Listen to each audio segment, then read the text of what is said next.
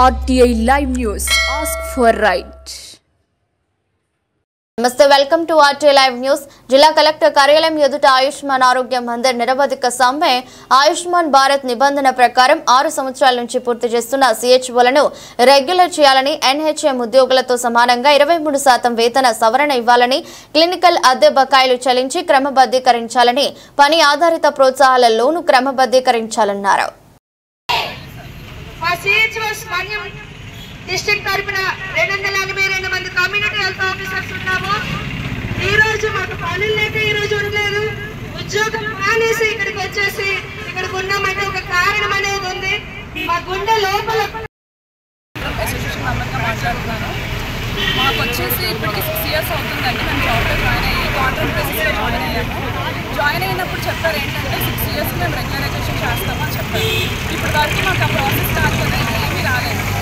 But NHM employees ఎవరైతే ఉన్నారో స్టేట్లో ఉన్న NHM ఎంప్లాయీస్ అందరికీ కూడా 23% హైక్ ఇచ్చారు. మాకు అది కూడా లేదు.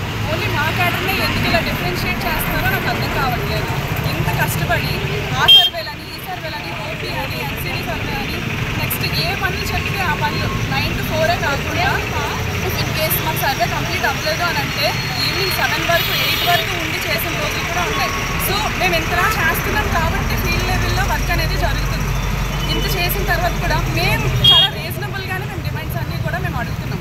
సో ఒక్క డిమాండ్ కూడా మాకు రెక్టిఫై అవ్వట్లేదు అని అంటే అసలు మేము ఎన్నిసార్లు రిప్రజెంటేషన్ ఇచ్చాం, డిస్ట్రిక్ట్ లెవెల్ ఇచ్చాం, మెడికల్ ఆఫీసర్స్కి ఇచ్చాం, కలెక్టర్ గారికి ఇచ్చాం, అలాగే స్టేట్ లెవెల్లో ఇచ్చాం.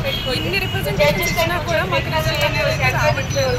సో అందుకని చెప్పి మేము ఇంకా స్ట్రైక్ చేద్దామని చెప్పి నిర్ణయించుకున్నాం. లాస్ట్ 16th నుంచి మేమైతే ఆన్లైన్ వర్క్స్ అన్నీ ధర్నా చేసాం విజయవాడలో. మాకు ఏం రిజల్ట్ అయితే కనిపించలేదు. అండ్ డిస్ట్రిక్ట్లో ఇప్పుడు స్టార్ట్ చేసాము. ఈ డిస్ట్రిక్ట్లో చేస్తున్నప్పుడు కూడా ప్రతి ఒక్కరికి ఇన్ఫర్మేషన్ అయితే ఇచ్చాము మేము. మెయిన్ PF అండి. PF అనేది ప్రతి ఎంప్లాయీకి కట్ అవ్వాలి. అదే ప్రతి ఒక్క ఎంప్లాయీకి కూడా ఒక సేఫ్ జోన్ ఏంటి అంటే EPF లేకపోతే ఎంప్లాయీ అనేది లేదు. సో యాజ్ ఎ ఎంప్లాయీగా మేము ఇక్కడ ఫీల్డ్ లెవెల్లో ఇంత కష్టపడి మెడికల్ సర్వీసెస్ ఇంత గ్రాడ్యుయేషన్ కంప్లీట్ చేసుకొని వచ్చి ఇన్ని సర్వీసెస్ అందిస్తున్నప్పుడు PF ఎందుకు కట్ చేయట్లేదో మాకు అర్థం కావట్లేదు. ఇప్పటికీ 10 months ఆల్మోస్ట్ 1 year వరకు అయిపోతుంది. మాకు PF కట్ చేయట్లేదు. నెక్స్ట్ శాలరీ ఫిక్స్డ్గా చేస్తానంటారు. బయటకు అందరికీ ఎలా పోటీ